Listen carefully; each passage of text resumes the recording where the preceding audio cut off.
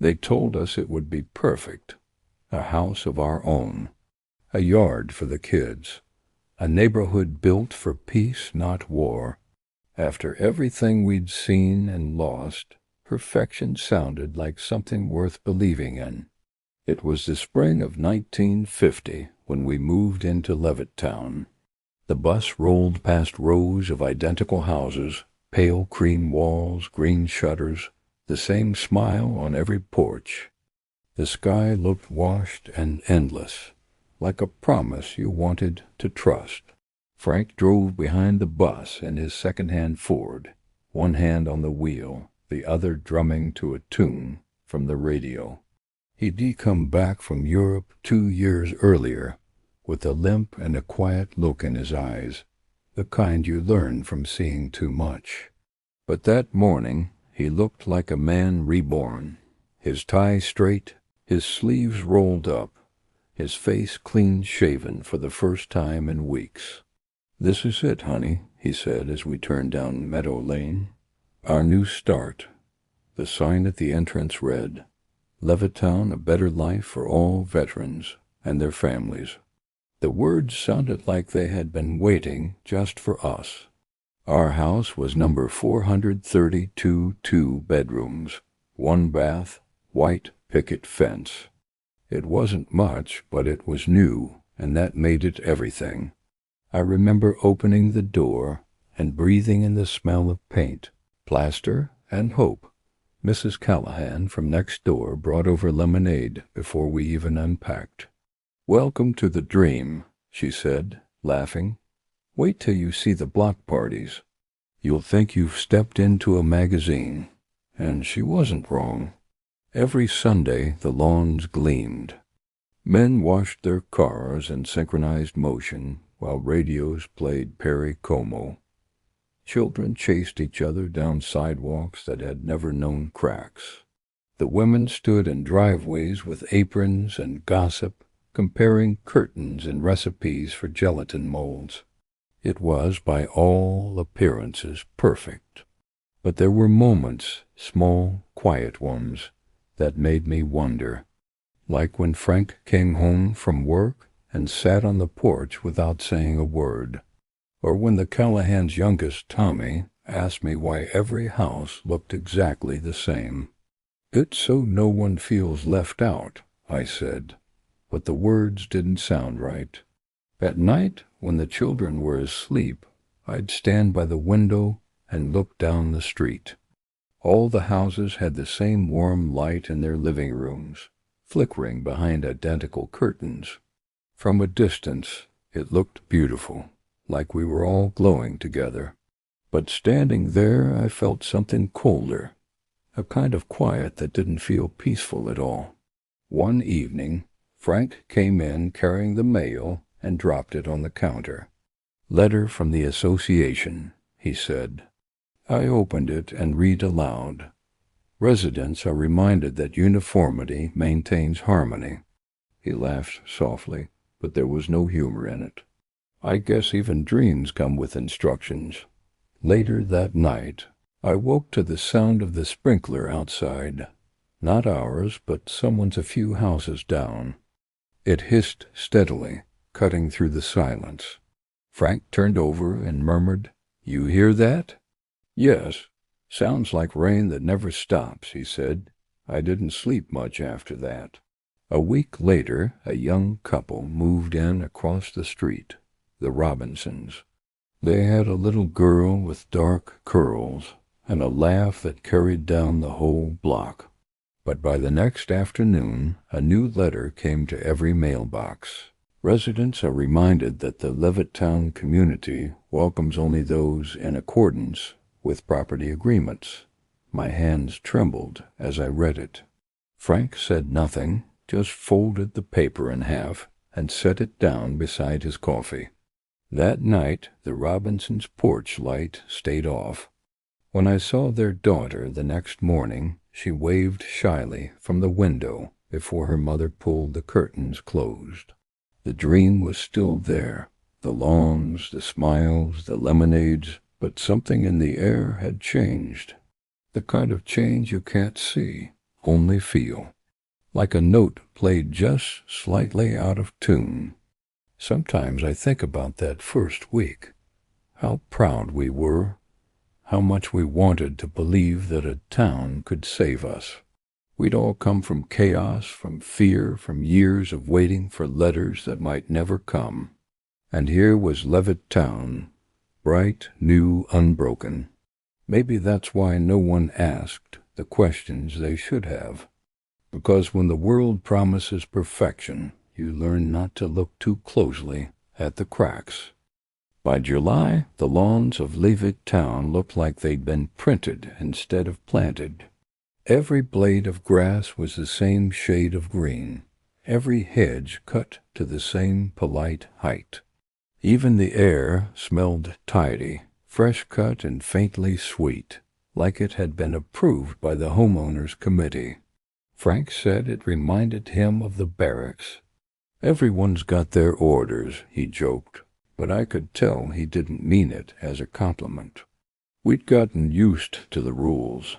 No laundry hanging on Sundays, no cars parked overnight on the street, no fences taller than 3 feet. It was the price of perfection, they said. But lately, perfection was starting to feel heavy. One morning, I caught Mrs. Callahan scrubbing her mailbox because someone had left a note on it. Rust is contagious. Please maintain appearances. She tried to laugh it off, but her eyes looked wet. I just painted it last month, she said. It's never enough for them. I didn't ask who them was. In Levittown, we all knew, the committee, the neighbors, the invisible eyes behind every curtain. Frank had stopped attending the weekend socials. He said he was tired, but I knew the small talk wore him down. The endless loop of new appliances, lawn fertilizer, and who'd bought the newest model washing machine. He was building something in the garage instead, small wood projects, birdhouses, things that didn't have rules attached. One night I peeked in. He was sitting at the workbench, carving slowly under the light of a single bulb. "What's that?" I asked. He smiled faintly. "Just something different." When he turned it toward me, I saw it was a small wooden model of our house, but the roof was painted a deep red instead of the standard gray. "They wouldn't like that," I said. "That's why I made it small," he replied. The Robinsons across the street didn't last long. One morning their car was gone, their curtains drawn tight. Someone said they'd decided to move. No one said where. That afternoon, a man from the development office came to repaint their front door. By sundown, a new family had already moved in, smiling, polite, their lawn mowed to regulation height. When I waved, the woman smiled back, but her eyes flicked toward the committee van parked at the corner. It was the first time I realized how quiet fear could be, how it doesn't shout or slam doors. It just stands on the porch with folded hands, pretending to belong. That August, Levittown hosted a harmony parade. Every house was required to decorate. The flyers said it was a celebration of our shared values. I remember standing by the curb watching the procession. Children waved paper flags. The men in their crisp white shirts carried a banner that read, "Together, we are strong." But when I glanced at Frank, he wasn't watching the parade. He was staring at the rows of houses, each window with the same curtains, each smile held a second too long. "Doesn't it ever bother you?"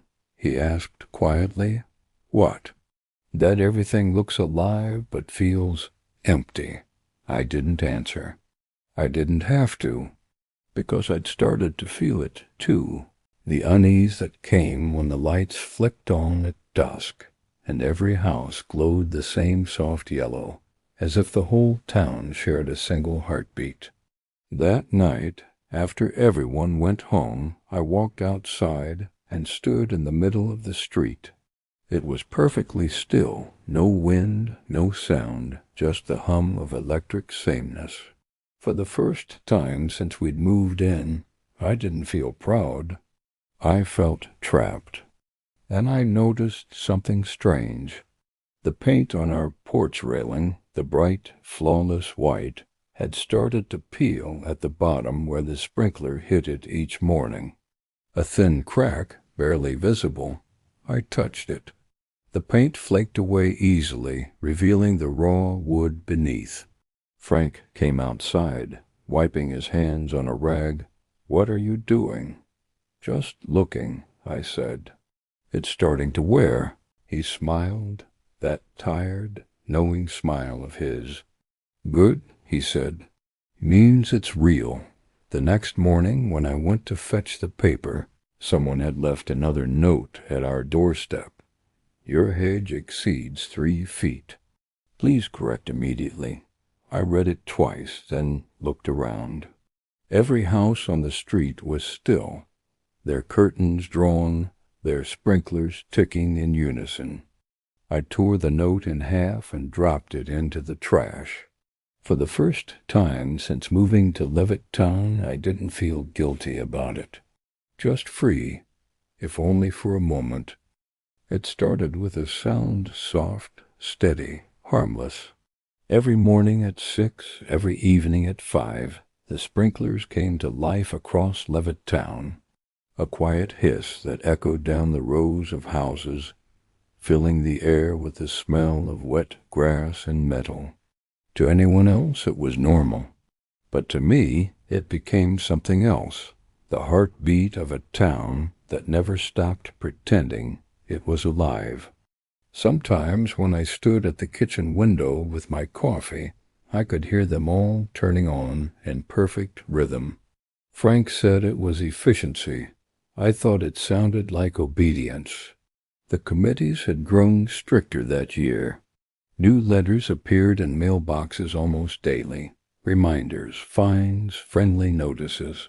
A rumor spread that a man on Elm Street had been told to repaint his garage because the color didn't match the spirit of the neighborhood. A few nights later, his family moved away in the dark, but still, every Sunday, the lawns gleamed. The women smiled through their windows, and the sprinklers kept singing their quiet, perfect song. Frank stopped carving birdhouses. His tools lay untouched in the garage, covered in a thin layer of sawdust. One night he came in late from work and said, "I saw Callahan out there after dark, fixing his fence. Again." "Maybe it broke?" I said. He shook his head. "No." He said he just wanted to make sure it looked like everyone else's. The cracks were everywhere now, not just in the paint, but in the people. We all smiled, but the smiles didn't reach our eyes anymore. Every conversation felt like a test. Say the wrong thing, and you'd find a note taped to your door the next morning. When the Hendersons' boy drew chalk pictures on the sidewalk, someone complained that it spoiled the harmony. His mother scrubbed the drawings off in tears. The next day, her husband was seen cutting their grass twice in one afternoon. And every time I thought about saying something, about asking why, I stopped myself. Because here, asking why was the same as saying wrong. One Friday afternoon, I heard Frank arguing with someone outside. When I opened the door, Mr. Callahan stood on our porch, his face red, letter in hand. "You've been parking too close to the curb," he snapped. Frank's voice was calm. "It's my curb, Joe." Callahan waved the paper. "We've got to follow the standards, Frank." Something in my husband's expression shifted. He took a step closer, his voice low but steady. "You ever think maybe that's the problem?" The air between them tightened. Then Callahan folded the paper and walked away without a word. That night, someone left a notice pinned to our door. "Non-compliance will result in community action. Frank tore it down before I could read the rest. The sprinklers hissed all around us, spraying mist across the identical lawns. It was like standing in a dream that refused to end. He turned to me, his hair damp, eyes hollow. "Listen," he said. "I hear them," I whispered. "No," he said. "Really listen." So I did. The sound wasn't just water hitting the ground. It was the same pulse, the same rhythm moving through every yard, every hose, every pipe beneath the earth. For a moment it felt like the whole town was breathing together, one perfect, suffocating breath. He reached down, grabbed the sprinkler by its stem, and twisted it shut. The hiss stopped. The silence that followed was enormous. And then, one by one, other sprinklers along the street began to sputter and fade until all that remained was the soft drip of water pooling on the sidewalk. Later that morning, Mrs. Callahan came by with a pie. Her smile was brittle. "Heard about your water line. Hope it's fixed soon." Frank thanked her politely, but I saw the warning in her eyes, a pie for peace, before the next letter arrived. When she left, he leaned back in his chair and said quietly, "You ever wonder if we came here to live or to be watched?" I wanted to tell him that I didn't know anymore. That maybe we were both right, that Levittown was built for people who wanted safety and ended up trading their freedom for it. But instead, I said what everyone else said in this place. It's just the way things are. He looked out the window, where the sun was catching on the rows of perfect white fences. "No," he said softly. "It's the way we let them be." That evening the sprinklers came back on, one by one, like nothing had happened. The water hit the pavement, and the sound filled the air again. And for the first time since we'd moved in, I understood what Frank meant when he said the town had a heartbeat. It was a Thursday night in late September when Levittown finally fell silent. Not the usual kind of silence, not the kind that hums behind closed doors, but the deep kind, the kind that feels like the whole world holding its breath. For weeks, the sprinkler incident had been the talk of the neighborhood. Whispers at the mailboxes, careful glances through curtains. No one said Frank's name, but everyone said someone who had disrupted the system, someone who had broken the rhythm. The letters from the association kept coming, thicker now, sharper in tone. But Frank stopped opening them. He stacked them neatly on the kitchen counter like a man collecting evidence of a slow invasion. I'd begun to notice small changes around us. Fewer people waved from their driveways. The Callahans' blinds stayed closed even during the day. And yet, at night, when the sprinklers came on, their soft hiss still filled the air, a steady heartbeat reminding everyone that nothing had changed, even when everything had. Until that night. The forecast had called for rain, but the sky stayed clear. Frank sat on the porch steps, the stack of unopened letters beside him. The air was still, too still, and for the first time in months I didn't hear the familiar whir of pumps starting across the neighborhood. At exactly 6:05, I realized what was missing. No sprinklers, no hiss, just silence. "Did you do something?" I asked. He shook his head. "Not me." Across the street, Mr. Callahan stepped out of his house, frowning. Farther down the block, the Hendersons emerged too, confused, holding their empty watering cans. One by one, the doors opened. People stood on their porches like they were seeing their town for the first time. The air smelled different without the spray, less clean, more real. You could smell the earth, the damp wood, the faint trace of oil from the road. It was like waking up from a dream you didn't know you were in. Then, from the corner, came a voice. A woman, Mrs. Davenport, the one who never left her house after dark, stepped forward. "Maybe we don't need it tonight," she said quietly. No one answered, but no one moved either. And then Frank stood. "She's right," he said. "Let it stay off." Someone laughed nervously. Someone else muttered, "The grass'll burn," but no one went inside to turn it back on. The silence held, and in that silence something shifted. Not loud, not grand, but honest.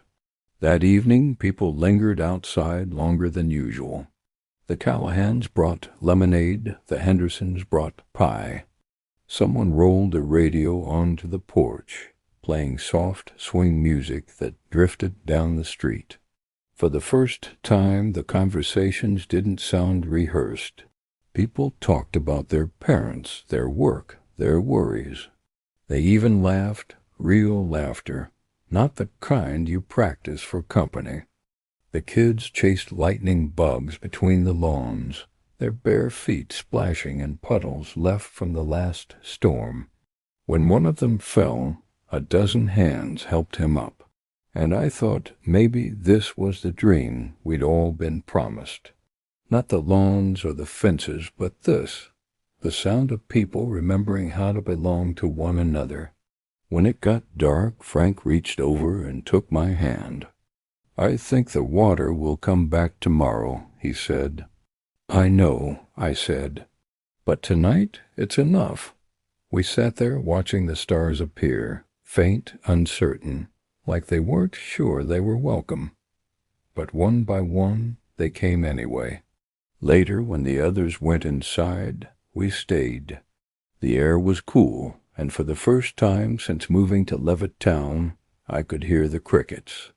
Frank looked down the quiet row of houses, identical roofs, identical porches, and said, "You know, it's funny. They built this place to keep people safe. But maybe safety isn't what we needed. What did we need?" He smiled softly. "To remember that nothing perfect ever breathes." By morning, the sprinklers came back on. Of course they did. The association sent another letter. The lawns glistened, the fences shone white again. But something was different now. Neighbors waved a little longer. Children drew on the sidewalks again. This time, no one stopped them. And every night, when the sprinklers hissed, I didn't hear obedience anymore. I heard choice, a reminder that just once we'd turned it all off and the world hadn't ended. Years later, when the news called Levittown, the town that built the American dream, I smiled. Because dreams are tricky things. Sometimes they start with water and end with silence. Subscribe to Back When Stories. Because some memories don't fade,